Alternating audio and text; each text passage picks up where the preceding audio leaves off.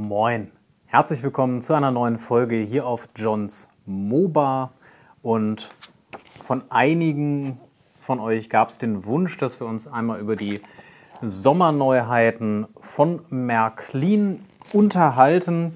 Ich werde mich da heute konzentrieren auf die beiden Spurweiten H0 und Z, denn da fühle ich mich in der Lage, ein bisschen was zu sagen.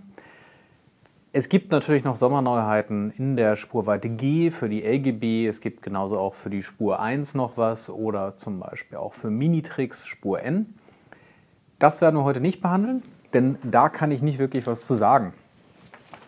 Der Katalog ist jetzt endlich bei mir angekommen. Das heißt, also ihr habt höchstwahrscheinlich schon vieles davon bei Märklin selber gesehen auf dem Kanal. Ich werde deswegen jetzt nicht zu viel auf die Modelle selber eingehen hier, sondern mich ein bisschen darauf beschränken, was ich dazu denke, was das Preis-Leistungs-Verhältnis angeht, was vielleicht auch Alternativen sind oder ob eben das vielleicht auch ein richtig cooles Modell ist, was man aus meiner Sicht auf jeden Fall haben sollte. Ja, und wenn wir starten, haben wir erstmal hier eine schöne Lok und ein bisschen Text hier ganz am Anfang. Da geht es primär tatsächlich um die Vectron. Das ist diese Elektrolok, die ja irgendwie der absolute Hit anscheinend für die Modellbahnhersteller ist. Ich glaube, da gab es jetzt schon 6 Neuerscheinungen in den letzten paar Jahren zu dieser Siemens Vectron. Jetzt ist sie nochmal da. Gucken wir mal. Er hat auf jeden Fall hier eine eigene Seite. Dann gibt es das nächste hier das Thema MHI exklusiv. Dann Märklin Digital Startpackung, Märklin H0 Startup. Dann kommt ein bisschen Spur Z und dann noch Spur 1. Also da sind wir wahrscheinlich relativ schnell durch. Und ja, wie gesagt, es startet hier mit der Vectron. Das ist eine, so wie es hier steht, eben auch komplette Neuentwicklung, die es jetzt in 3 unterschiedlichen europäischen Varianten hier für den Anfang gibt. Das ist also nicht nur ein Facelift, schreibt Märklin, sondern eine komplette Neuentwicklung. Ja. Also für mich sieht das jetzt immer noch aus wie eine Vectron. Ja, also ich glaube, der Detailgrad ist jetzt, wenn man sich das so anguckt, hier jetzt auf dem Niveau der Konkurrenz. Also Pico und die anderen, die haben ja jetzt inzwischen auch die Vectrons neu rausgebracht und da muss Märklin jetzt auf, glaube ich, das gleiche Niveau ziehen. Ich denke mal, das ist der Hauptgrund dafür. Was steht hier dazu? Ja, die Lokfront ist überarbeitet. Es soll eine Neuentwicklung sein. Ja, also auf der einen Seite schreiben sie hier Neuentwicklung, auf der anderen Seite ist es nicht nur ein Facelift und auf der anderen Seite schreiben sie hier, es ist ein Facelift. Die Lokfront wurde überarbeitet. Ja, dann haben wir Bremsschläuche und Aufstiegsstangen. Was, glaube ich, ganz interessant ist, dass wir hier die verschiedenen Stromabnehmer haben. Das heißt also, die sind hier landesspezifisch dargestellt. Das ist, weiß ich nicht, ob das bei den anderen Herstellern auch so genau ist. Ich glaube, ja. Was man hier natürlich definitiv hat bei der Lokomotive, ist einfach die Märklin-Qualität, um es mal so zu sagen. Ja, also die ist definitiv halt hier gegeben. Heißt Plug and Play, los geht's. Und ich denke, das wird auch wahrscheinlich ein Kassenschlager werden. Ist meine Einschätzung. Also davon wird Märklin viele verkaufen. Sind ein bisschen später hier nochmal mit dem Preis aufgeführt, deswegen schauen wir da gleich nochmal rein. Es gibt eine Serie von Märklin, das sind sogenannte Museumslokomotiven und dazu scheinen wohl auch die neue Lokomotive hier zu gehören, die jetzt als Special der Märklin Händler-Initiative rauskommt. Also da gab es so eine Sonderserie, die ist hier nochmal aufgeführt, was es in den Vorjahren gab. Und jetzt haben wir hier die BR17, eine wunderschöne Dampflokomotive, muss man sagen. Also ich finde die richtig schön, auch mit der ja, vielleicht mal etwas anders gestalteten Front. Das heißt also die Windleitbleche, die hier direkt über die Zylinder reingehen, wenn man da so guckt, ja, das sieht schon spannend aus. Sieht zumindest ein bisschen enger aus als bei anderen. Der Rauchsatz ist mit dabei, das finde ich schon mal richtig gut. Wir haben Feuerflackern mit dabei. Wir haben ein offenes Führerhaus mit Durchblick. Okay, das ist jetzt, glaube ich, irgendwie Standard. Lokführer und Heizer. Das ist schon mal gut. Das heißt, das ist alles mit dabei. Es soll eine überarbeitete Lok-Tender-Verbindung geben.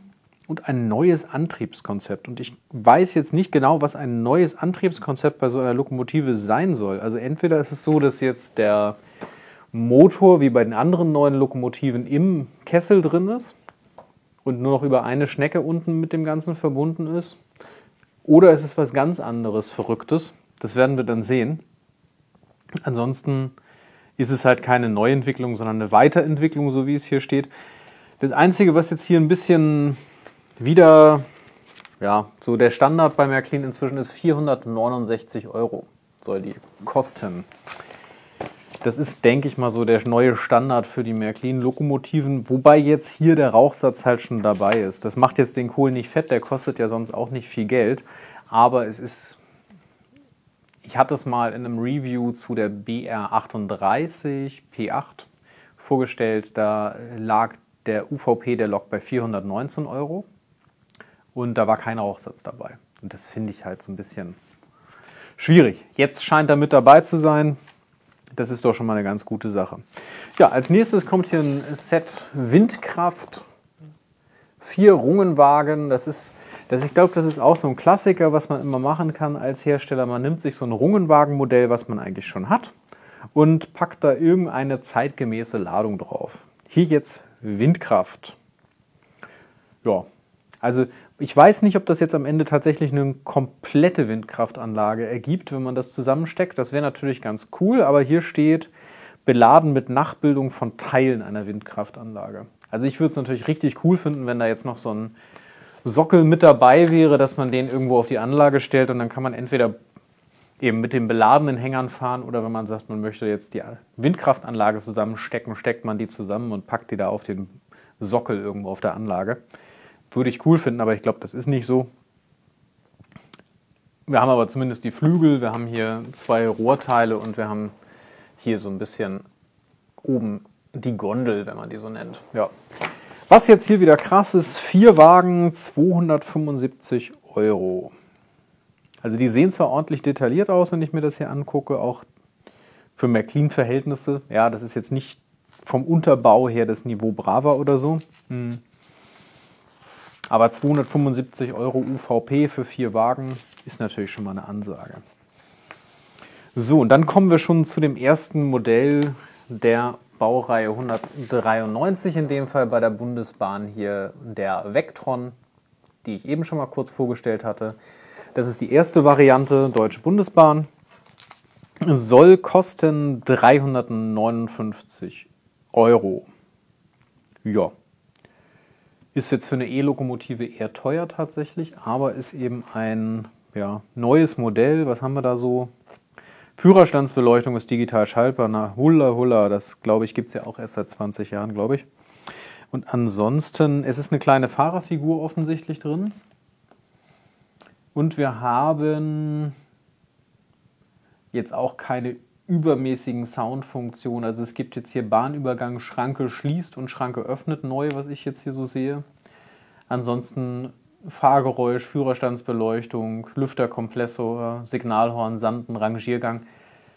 Alles jetzt nichts Besonderes, aber eben eine schöne Lokomotive für jeden, der jetzt hier in der aktuellen Epoche fährt.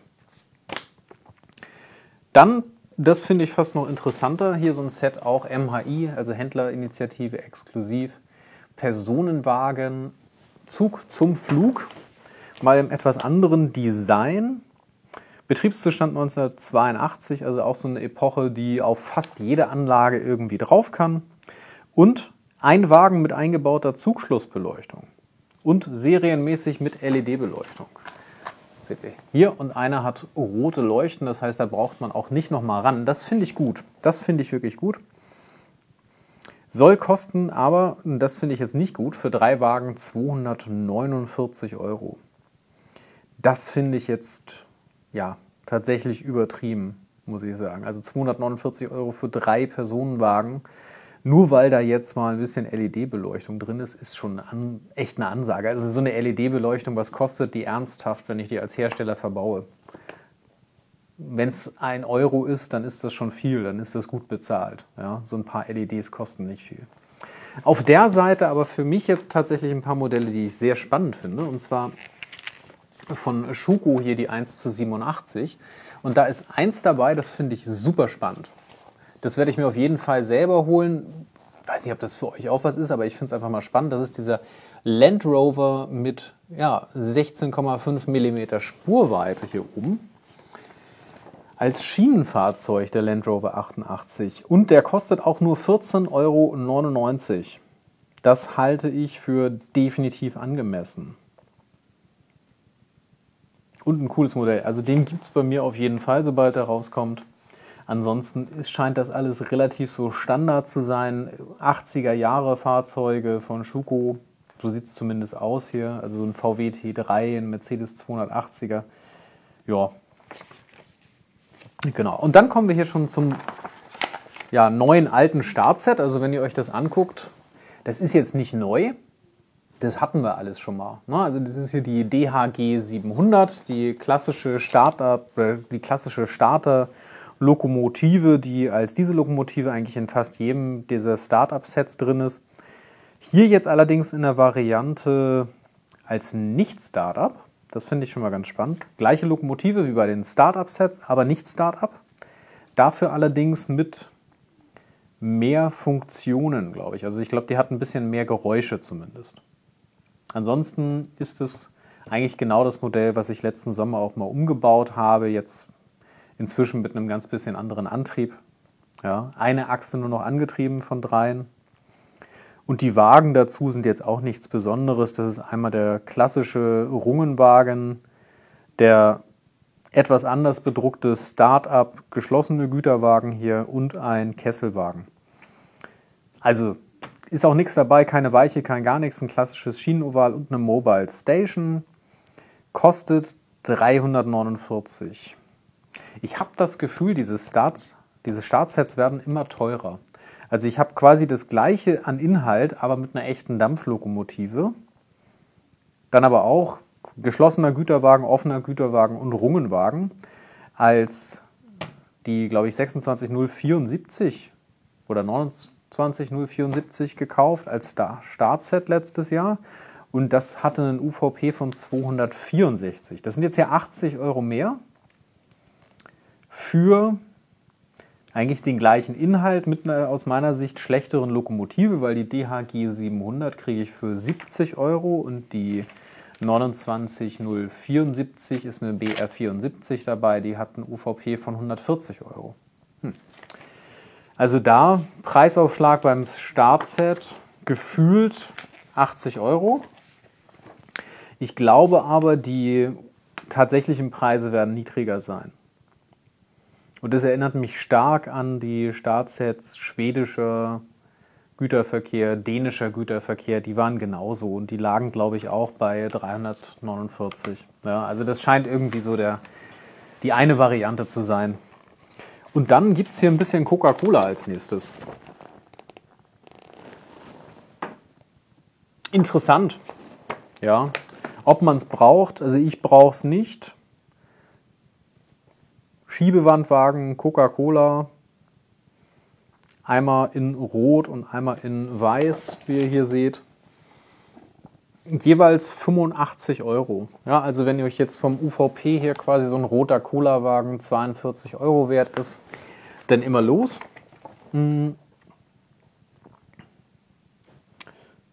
Ich glaube, wenn man jetzt irgendwie so eine Getränkefabrik oder eine entsprechende Entladung hat, kann das was sein. Ja, für mich jetzt erstmal nicht so. Die Cola-Lokomotive der Baureihe 182 ist hier auf der anderen Seite. Ist eine DB-Lokomotive in fiktiver Cola-Gestaltung. Und so wie es aussieht, ist das hier ein Lizenzthema. Ja, also hier steht quasi überall quasi auch All Rights Reserved, the Coca-Cola Company und so weiter. Also ist das quasi eine Lizenzlok. 389 €. Funktionstechnisch jetzt nichts Besonderes. Also das Übliche an MFX-Funktionen, würde ich mal sagen.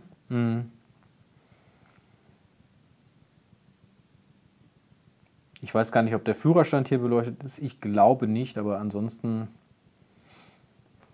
ist wahrscheinlich ein ganz netter Zug, wenn man auf sowas steht. Ist gar nicht meins, muss ich sagen. Fiktive Cola-Gestaltung oder sowas. Ist jetzt ähnlich wie das nächste, was hier kommt. Also einerseits gibt es hier quasi den Flachwagen ohne Ladung. Das ist quasi die Variante von den Schwerlastwagen, die es sonst quasi für Panzer gibt und so. Das heißt, ihr könnt euch jetzt auch Schuko-Panzer kaufen, wenn ihr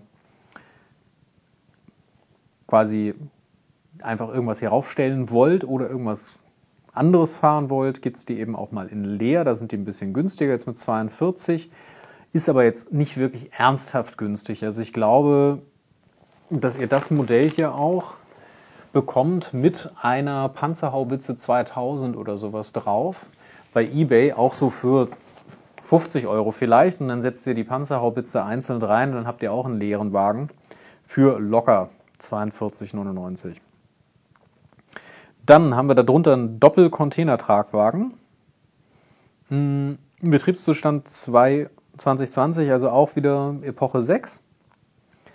Finde ich, sieht cool aus. Ich mag die Containertragwagen. Ich sehe die auch relativ häufig jetzt hier bei den Bahnstrecken bei uns um die Ecke. Was ich da jetzt wieder unschön finde, dass da Märklin auf den Containern steht. Aber das ist jetzt wieder mein persönlicher Eindruck. Ich hätte hier lieber so einen nett gealterten, echten Container von irgendeinem tatsächlich vorhandenen Modell. Ansonsten, das ist eben ein Spezialmodell nur für die Stores, deswegen steht wahrscheinlich auch Märklin drauf. Und dann geht es schon wieder weiter, also quasi Vectron, Vectron, Vectron. Auch wieder das gleiche Modell, eigentlich nur in anderer Farbe.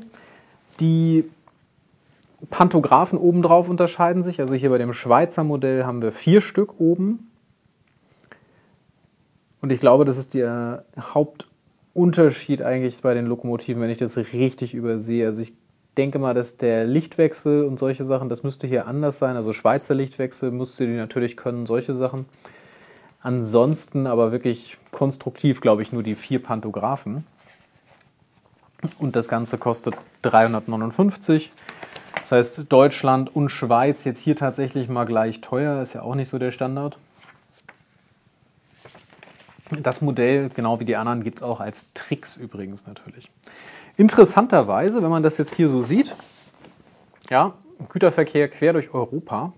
Ich habe neulich, letzte Woche gerade am Bahnübergang, tatsächlich nicht in der Farbgebung, aber eine Vectron der SBB gesehen. Und ich wohne hier bei Hannover. Das heißt also, die fahren tatsächlich auch durch ganz Europa. Also auch wenn ihr eine deutsche Anlage habt, könnt ihr euch die Schweizer Vectron durchaus gönnen.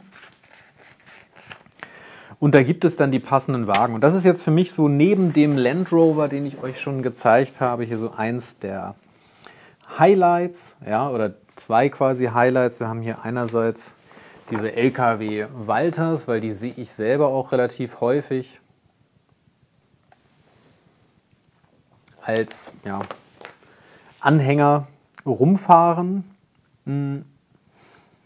Da ist wieder der Preis so ein bisschen das Problem. Ja, also wir haben 3 unterschiedliche Wagen, das finde ich schon mal gut.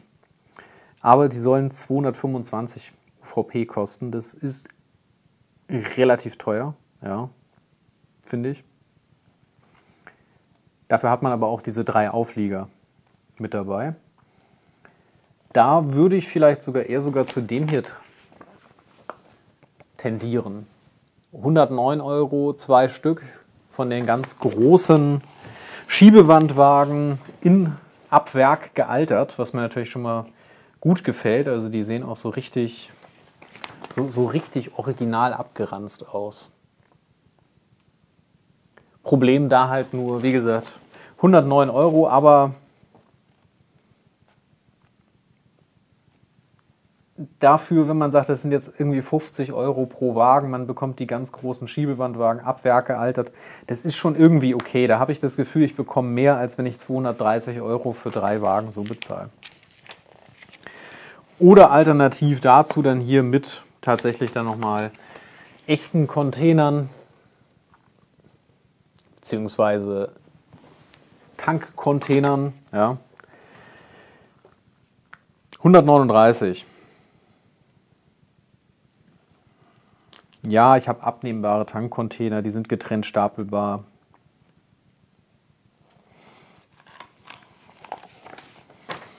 in Summe, die machen natürlich, wenn man die jetzt alle zusammennimmt, dann macht das Sinn. Also wenn man jetzt wirklich sagt, man nimmt sich hier quasi von den Transwagon Schiebewandwagen Set 1, man nimmt das Taschenwagen-Set, man nimmt den Containertragwagen und man nimmt eine Vectron, dann ist man aber schon bei knapp 1000 Euro, wenn ich das mal so richtig überschlage hier. Ja, also 225, 109, sind wir bei 350, plus 139 bin ich bei 500, kaufe ich mir eine Vectron dazu, bin ich bei 890 ungefähr und wenn ich dann noch ein Wagenset nehme, bin ich bei 1000 Euro. Das ist für einen nagelneuen Märklin Güterzug dann mit in Summe 9 Anhängern nicht unbedingt günstig, ja, muss man ganz klar sagen, aber ich habe halt einen echten Riesenzug. Ja. Alternativ zur Vectron, wenn einem die nicht gefällt oder wenn man keine Oberleitung hat, gibt es jetzt hier auch eine schöne Diesellokomotive. Also die Vossloh G2000, das ist, glaube ich, so ein Dauerbrenner auch.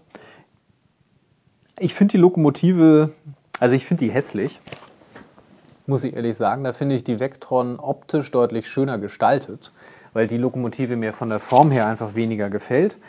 Aber sie hat so ein bisschen so dieses brutale Güterverkehr, diese Rangiergefühl, was sie so mitbringt. Also so wirklich nichts mit windschnittig oder sowas, einfach kantig, eckig, mit Laufgang an der Seite, das macht es wieder ein bisschen interessant. Ja.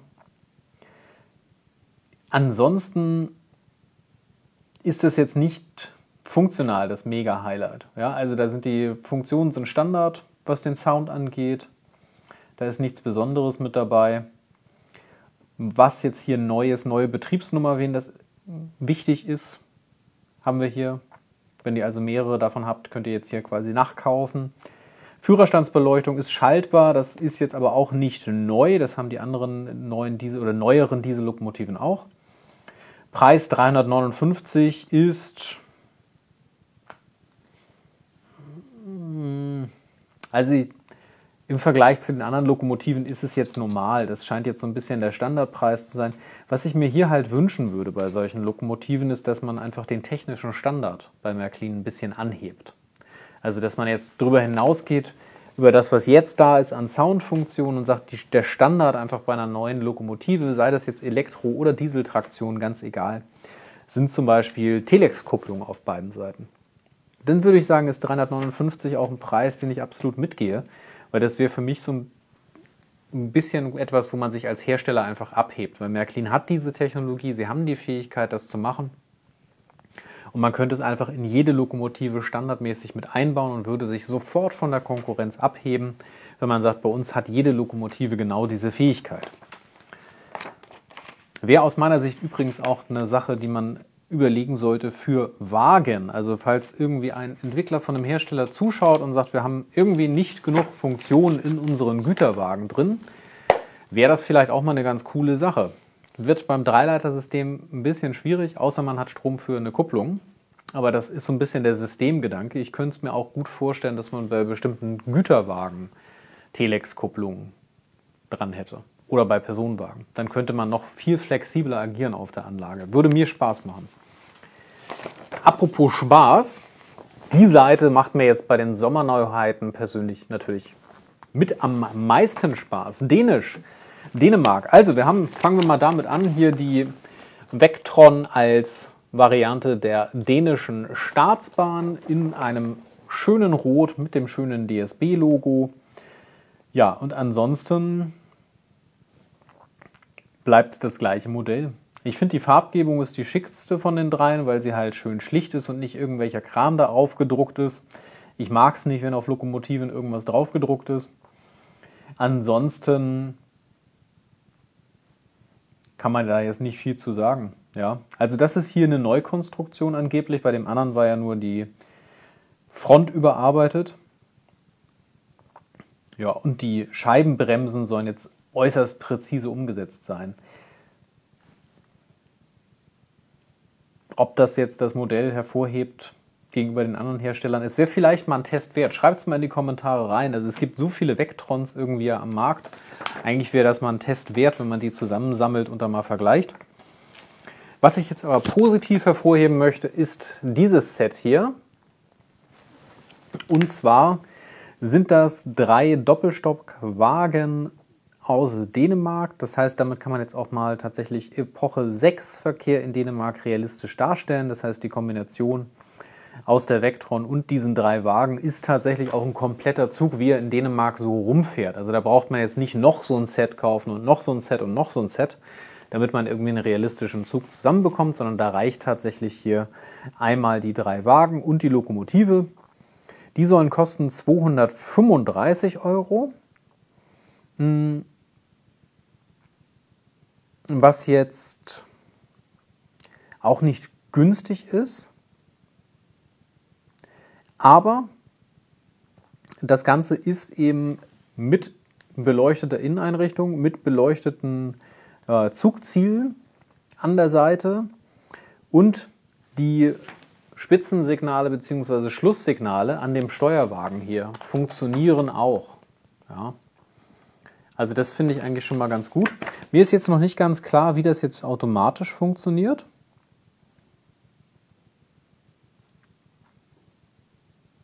Also hier steht, es ist mit steckbaren Kupplungsdeichseln oder trennbaren Kurzkupplungen, beleuchtete und bedruckte Zugzielanzeige, Führerstand mit Inneneinrichtung. Bei Schieben der Lokomotive Steuerwagen voraus leuchtet am Steuerwagen ein weißes Dreilicht-Spitzensignal. Bei Ziehen der Lokomotive Lok voraus brennen am Steuerwagen 2 rote Schlusslichter. Ach, Innenbeleuchtung ist noch nicht mal drin. Ich dachte, da wäre auch Innenbeleuchtung drin. Ja, das weiß ich nicht. Also erstmal würde mich interessieren, wie das mit der Beleuchtung dann gelöst ist tatsächlich, weil das scheint ja gar keine Verbindung zur Lokomotive zu haben. Und dann für 235 €, Märklin, warum baut ihr denn die Innenbeleuchtung nicht ein? Also ihr baut, finde ich jetzt wirklich lächerlich. Ich habe eine Führerstandsbeleuchtung, ich habe eine Beleuchtung der Zugzielanzeige und die ist hier in der Mitte vom Steuerwagen. In der Mitte vom Steuerwagen. Das heißt, da schaffe ich es, eine LED hinterzusetzen, aber die Innenbeleuchtung der Wagen habe ich dann nicht. Das macht ja überhaupt keinen Sinn. Also wenn ich mir das jetzt vorstelle, ich habe es dunkel auf der Anlage, ich fahre damit im Kreis und dann sage ich, ich möchte das irgendwie beleuchten. Jetzt habe ich die Rückleuchten der Wagen, habe ich wunderbar. Das Zugziel ist beleuchtet, allerdings auch nur an einem von den 3 Wagen und die Innenbeleuchtung fehlt. Es ist ein bisschen das ist nicht konsequent, muss ich ganz klar sagen. Also das finde ich schade, da könnte man auch als Entwickler mal über seinen Schatten springen, weil wenn ich das Set hier verkaufe für 249 und ich habe diese Beleuchtung da schon drin, ja, dann habe ich doch ein bisschen mehr Umsatz gemacht, habe die Lampen da gleich drin und mehr gekostet hat mich das wahrscheinlich auch nicht wirklich. Also ich kann mir das nicht vorstellen, dass der Einbau einer Innenbeleuchtung so viel Geld kosten würde. Ja, ich habe es gerade gesagt, ne? Also wir haben hier 235 für 3 Wagen, wovon einer ja schon so halb beleuchtet ist. Und wir haben hier beim MHI-Set 249 für 3 Wagen mit LED-Innenbeleuchtung. Tja, das finde ich so ein bisschen wirklich inkonsequent. Da wundere ich mich auch, wie man sowas dann quasi, da gibt es doch bestimmt Meetings im Produktmanagement, wo man sich mal unterhält oder so. Wo der eine dann sagt, hey, ich habe hier was für die MHI, 3 Wagen, Innenbeleuchtung, ja, wir wollen das für 249 verkaufen. Und dann wird ja irgendjemand sagen, hey, ich habe hier 3 Wagen, dänische Staatsbahn, 235. Und da baue ich Licht ein in den Steuerwagen, aber in den Rest nicht. Und in den Steuerwagen auch keine Innenbeleuchtung, sondern nur eine Führerstandsbeleuchtung. Ist für mich jetzt nicht konsequent. Die dänische Vectron kostet 349. Da klingelt doch was, oder? Ja. Also der Schwede 359. Der Schweizer 359. Die deutsche Variante auch 359. Die dänische 349. Also ein Schnapper. Ja. Gibt es auch für Tricks. So, dann haben wir LED-Beleuchtung für Donnerbüchsen.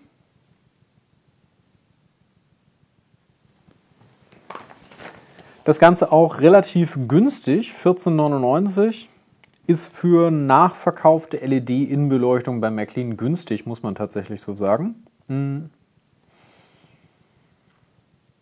dazu gibt es dann noch on top, und deswegen ist es so günstig, quasi die Stromzuführung für Sitzwagen und Gepäckwagen.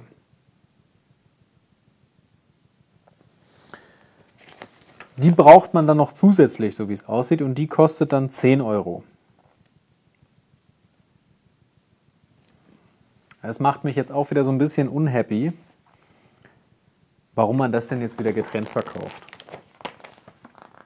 Also das ist für mich leider etwas unverständlich. Es ist gut, dass es das gibt. Ob man das jetzt extra bewerben muss und dass man das jetzt auch noch aufteilt in 2 Päckchen, verstehe ich nicht. Also dann wäre ich bei 24,99 €, wenn ich es zusammenpacke.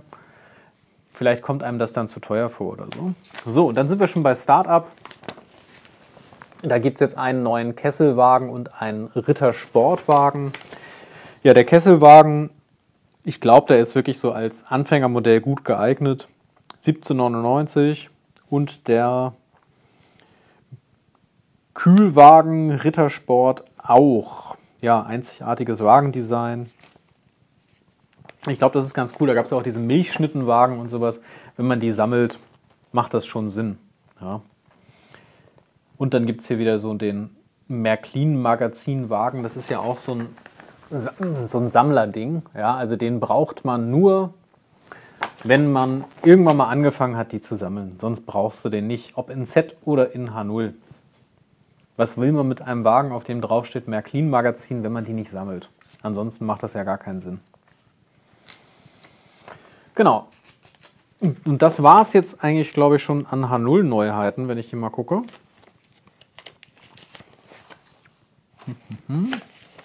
Genau, das war es an H0. Das heißt, wenn euch nur H0 interessiert hat, dann ja, Daumen hoch, Abo nicht vergessen und bis zum nächsten Mal. Und für alle anderen machen wir weiter mit Z und damit was richtig Coolen. Da gibt es nämlich ein MHI-Z, was ich hier sehe, bestehend aus Lokomotive und Silberlingen. Das ist so der absolute Klassiker Nahverkehr Deutschland Epoche 4, würde ich mal sagen. Nichts hyper Besonderes dabei. Hier kosten 3 Wagen 139. Die sehen, es soll eine Neukonstruktion sein. Und die haben ein LED-Spitzensignal bzw. Lichtwechsel hier. Das finde ich als Standard schon mal richtig cool. Was jetzt natürlich noch mal cooler wäre, wenn die Innenbeleuchtung hätten. Das wäre natürlich noch mal richtig besser. Aber gut, ist Spur-Z. Und dann gibt es passend dazu hier eine 218 in der Spur Z. 219 € ist auch der Standardpreis eigentlich ja für die Lokomotiven der Spur Z. Inzwischen bei Märklin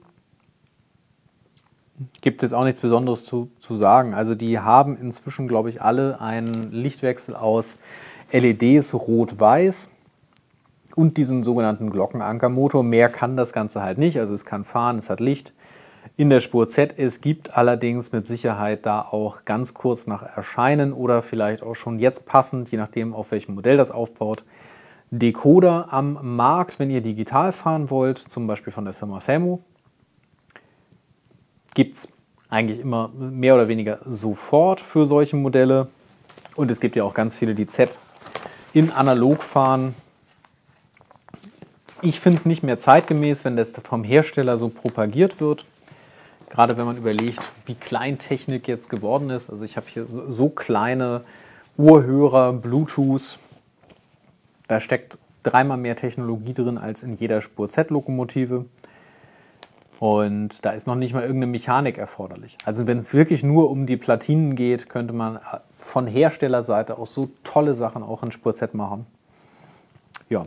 Was ich aber richtig gut finde, bis auf den Preis, Es gibt endlich ein neues Startset in der Spur Z. Ihr erinnert euch vielleicht an den Neuheitenkatalog, den ich vorgestellt habe Anfang des Jahres. Da habe ich mich darüber gefreut, dass es ganz viel Spur Z gab. Habe aber auch nochmal darauf hingewiesen, was meiner Meinung nach so ein bisschen gezeigt hat, wo die Spur Z bei Märklin auch steht. Wenn ich halt nur irgendwie ein Weihnachtsstartset habe und sonst gar nichts, heißt es einfach, Spur Z soll man nicht einsteigen. Das war die klare Aussage. Und das ist jetzt zumindest mit dem Museumszug, mit der BR24 dazu hier jetzt ein bisschen anders. Es gibt jetzt zumindest wieder ein ordentliches Startset. Und das sieht für mich nach einem ordentlichen Startset aus. Da habe ich alles mit dabei, was ich jetzt in der Spur Z für den Anfang brauche, um ein schönes Schienenoval zu haben, wo ich mit meinem kleinen Zug dann durch die Gegend fahren kann. Das ist richtig gut. Was nicht gut ist, ist der Preis. 269 €. Ja, richtig gehört. 269 € für eine analoge Lokomotive mit ein paar Personenwagen, ohne jegliche Funktionen. Also ich glaube, Licht hat die. Wobei hier steht nichts von Licht. Also ich weiß nicht mal, ob die BR24 Licht hat. Das steht hier nicht. Ich glaube, also wenn es da nicht steht, wird sie kein Licht haben wahrscheinlich, ne? Ja, also 269 € für 3 Wagen, 2 oder 2 Personenwagen, davon dann noch ein Gepäckwagen plus eine BR24 und dann einen Schienenkreis auf 73 mal 40. Ja, das ist schon echt eine Ansage. Spur Z ist ja relativ teuer, das wissen wir. Und normalerweise würdet ihr eigentlich schon für eine BR24 alleine wahrscheinlich 269 bezahlen in der Spur Z. Wenn man das jetzt als Maßstab nimmt, ist es günstig. Wenn man sagt, bekomme ich damit jetzt einen Einsteiger irgendwie in die Spur Z rein? Das glaube ich nicht. Also wenn ich mir überlege, für 269 €, wenn ich sage, ich will neu Märklin für 269, bekomme ich auch bei eigentlich jedem Fachhändler ein ordentliches Startset in H0, wo ich dann eine große Lokomotive mit einem wirklich feinen, detaillierten Gestänge habe, wenn ich eine Dampflokomotive haben will, plus eben entsprechende Wagen. Und dann kriege ich vielleicht noch einen Rabatt und kriege für in Summe 269 eine digitale Lokomotive, vielleicht sogar mit Sound noch dabei und so weiter. Alles mit drin.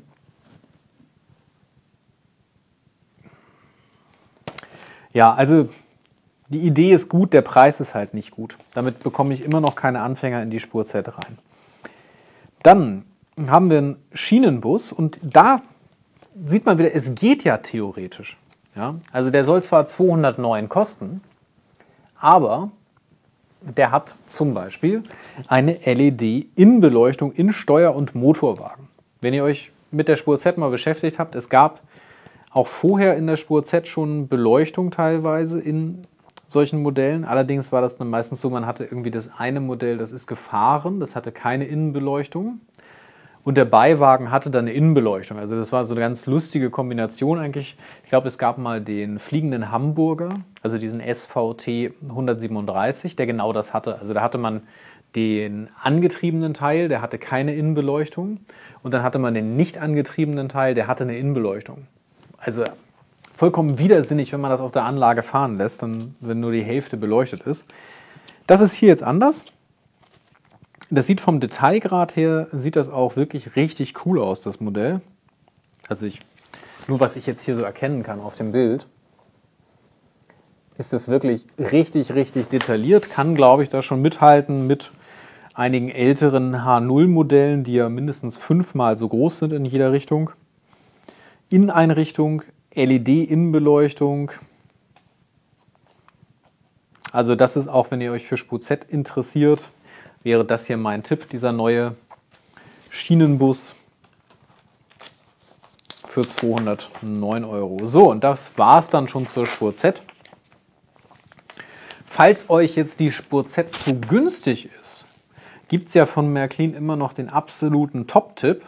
Da bekommt ihr digital plus Mondpreise. Das nennt sich dann nämlich Spur 1. Ja? Und da gibt es eine neue Lokomotive. Und jetzt, wenn ihr das noch nicht gesehen habt bei Märklin, so sieht die aus. Ja? Hammer. Also richtig, richtig gut.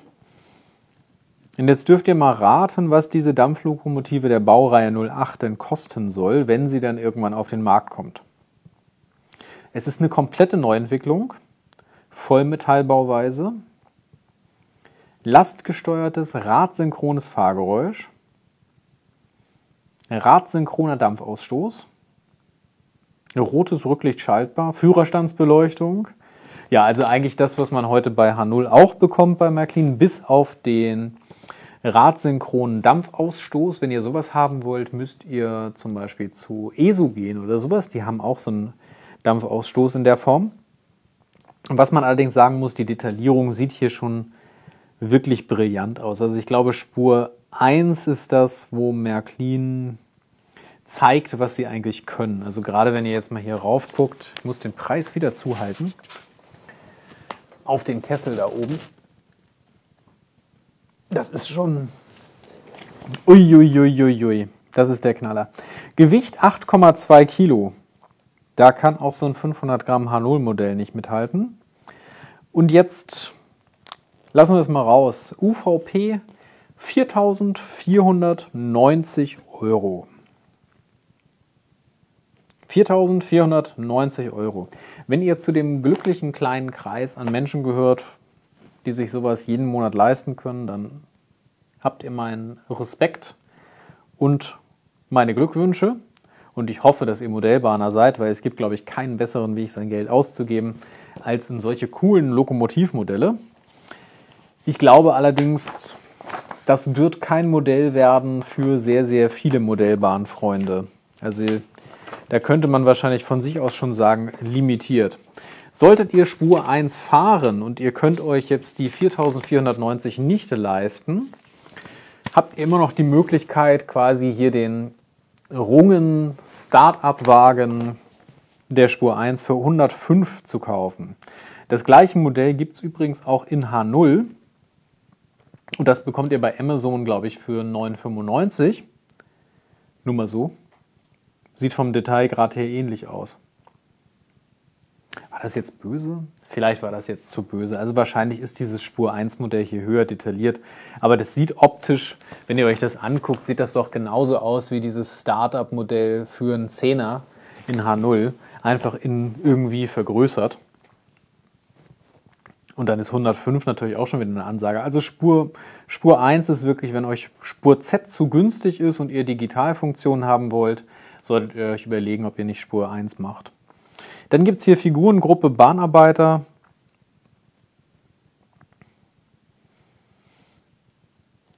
Also ich bin mir jetzt ein bisschen unsicher, was diese Figuren hier unten angeht. Die sehen irgendwie auf dem Foto hier nicht so richtig ordentlich bemalt aus. Oder kommt mir das nur so vor? Also das sieht so ein bisschen schlecht bemalt aus. Vielleicht ist das jetzt auch nur so, dass mir das hier so vorkommt, aber wenn das jetzt wirklich Spur 1 ist, sind die ja so gar nicht so klein. Also dann sind die ja relativ groß, die drei Jungs. Und dafür sehen die jetzt so mittelmäßig bemalt aus tatsächlich. Genau, das war's schon. Dann kommt noch ein bisschen Eigenwerbung auf den YouTube-Kanal von Märklin und den kann ich euch auch nur ans Herz legen. Den kennt ihr sowieso wahrscheinlich alle, wenn ihr das Video hier guckt. Aber da muss ich sagen, bin ich sehr überzeugt von. Ich finde das richtig gut. Erstmal, dass das gemacht wird. Dann, wie es gemacht wird inzwischen. Gerade das neue Format jetzt macht richtig Spaß. Und es zeigt einfach, dass man sich da auch so ein bisschen mit der Community auseinandersetzt, Dinge zeigen möchte und eben auch relativ schnell in die Kommunikation reingeht. Also finde ich persönlich sehr, sehr gut, das Engagement. Wird ja nicht nur von Märklin gemacht, muss man ganz klar sagen. Wenn ihr es kennt, Pico zum Beispiel, da gibt es ja auch regelmäßig so Updates und so.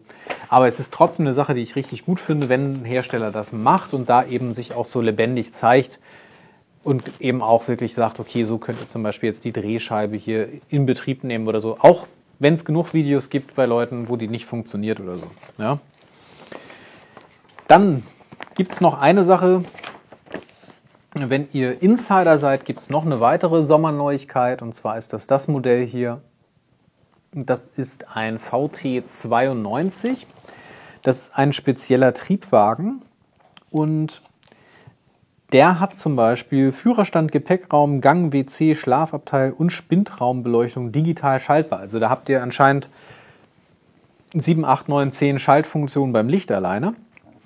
Und ihr könnt das Lüfterrad digital schalten in Verbindung eben mit einem Sound. Was ist das? Das ist ein Triebwagen, den es eigentlich nur einmal gab.